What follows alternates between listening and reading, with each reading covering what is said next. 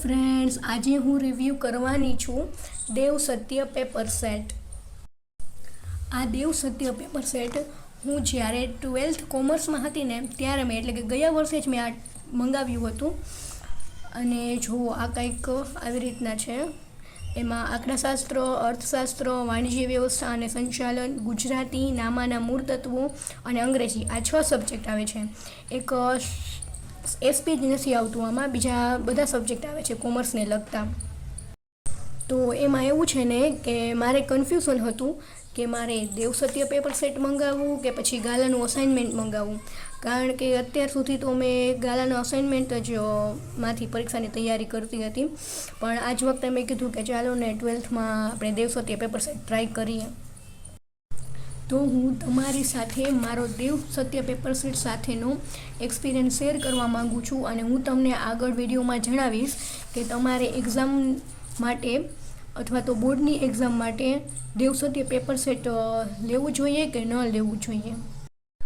તો તમે અહીં અનુક્રમણિકામાં જોઈ શકો છો કે આંકડાશાસ્ત્રના 9 પેપર, અર્થશાસ્ત્રના 9 પેપર, વાણિજ્ય વ્યવસ્થા અને સંચાલનના 9 પેપર, ગુજરાતીના 5 પેપર, નામાના મૂળ તત્વોના 9 પેપર અને અંગ્રેજીના 5 પેપર.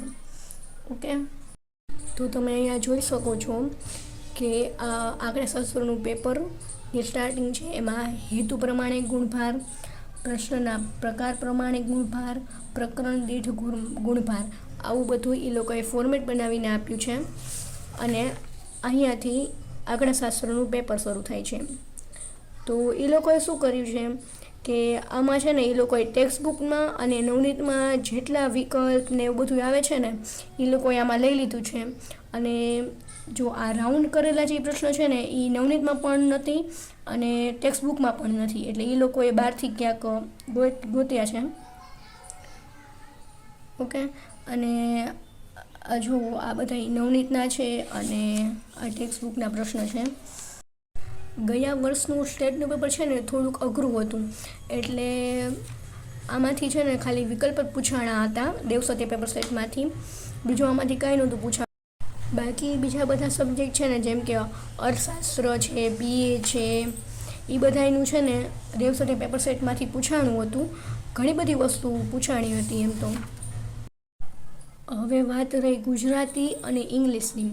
તો ગુજરાતી અને ઇંગ્લિશમાં ગયા વર્ષે દેવ સત્ય પેપર સેટમાંથી કાંઈ પણ પૂછાણું ન હતું, કેમ કે બધી વસ્તુ બહારથી પૂછાણી હતી.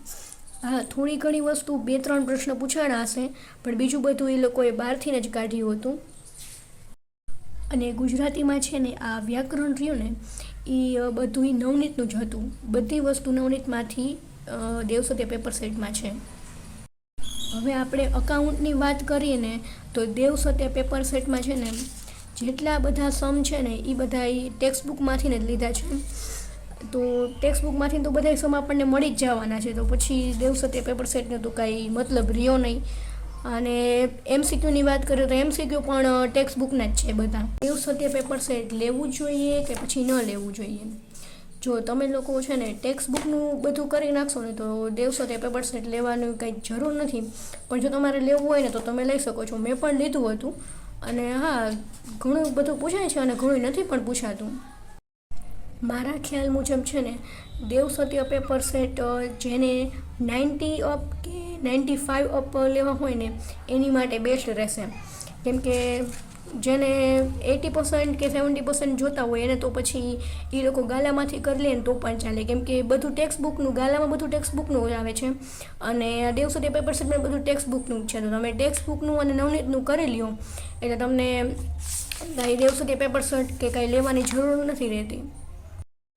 મેં છે ને 12th કોમર્સ એક્સટર્નલમાં કર્યું હતું, એટલે મેં છે ને દેવ સત્ય પેપર સેટના પહેલાં 5 પ્રશ્નપત્ર જ મેં કર્યા હતા, બરાબર. અને મને એમાંથી 80% આવી ગયા 12થમાં, તો સારું છે. એવું તો કાંઈ વાંધો આવે એવું નથી. પણ જો તમે પ્રાઇઝ રીતે જુઓ ને તો દેવ સત્ય પેપર સેટ છે ને અરાઉન્ડ 320 કે 350નું આવે છે. અને જ્યારે ગાલાનું અસાઇનમેન્ટ છે ને એ 250નું કે એમ કંઈક આવે છે. તો પ્રાઇઝની વાત કરીએ તો ગાલાનું અસાઇનમેન્ટ બેસ્ટ રહેશે, કેમ કે એમાં બધું સિમિલર જ આવે છે. 930 પેપર સેટ અને ગાલાના અસાઇનમેન્ટમાં બધું સિમિલર જ આવે છે. ટેક્સ્ટ બુકમાંથી જ એ લોકો લે છે, એટલે ગાલાનું અસાઇનમેન્ટ વધારે બેટર રહે છે. અને તમારે જો તમે 930 પેપર સેટ લ્યો તો તમારે છે ને એસપીનું મટીરિયલ બીજે ક્યાંકથી ગોતવું પડશે. અને જો તમે ગાલાનું અસાઇનમેન્ટ લેશો ને તો ગાલાના અસાઇનમેન્ટમાં તમારે એમાં એસપી પણ આવી જાય છે, એટલે તમારે એસપીનું મટીરિયલ બીજેથી ગોતવાની જરૂર નથી. અને જો તમારે ગાલાનું અસાઇનમેન્ટ પણ ન લેવું હોય, 930 પેપર સેટ પણ ન લેવું હોય તો છે ને તમે ગયા 5 વર્ષના પેપર છે ને તમે ગૂગલમાંથી કાઢી લેજો. તમારે કાંઈ વસ્તુ લેવાની જરૂર નહીં પડે અને કાંઈ ખર્ચો કરવાની જરૂર નહીં પડે. બધી વસ્તુ ગયા 5 વર્ષના પેપરમાંથી જ પૂછાય છે. દર વખતે એવું જ કરે છે. કોક 2-3 પ્રશ્ન કે 5-6 પ્રશ્ન આડા અવડા કરે સરકાર, પણ બાકી બધું એવી રીતના જ પૂછે છે. જે મેઇન પ્રશ્ન હોય ને એ જ બધાય પૂછવામાં આવે છે દર વખતે. તો છે ને તમારે એવી બધી કાંઈ ટેન્શન લેવાની જરૂર નથી. તમે લાસ્ટ યરના 5 પેપર કરી લ્યો એટલે તમારું કામ થઈ જાય. અને પછી ટેક્સ્ટ બુકનું કરી લો, નવનીતનું કરી લ્યો, એ તમારું કામ થઈ જશે. બાકી તમારી મરજી, તમારે જે રીતે એક્ઝામની તૈયારી કરવી હોય તે રીતે. આ તો હું ખાલી મારો એક્સપિરિયન્સ તમારી સાથે શેર કરતી હતી. અને હું તો કહું છું કે તમારે છે ને જેમ તમને સરળ પડે ને એ રીતે છે ને તમારે એક્ઝામની તૈયારી કરવી જોઈએ.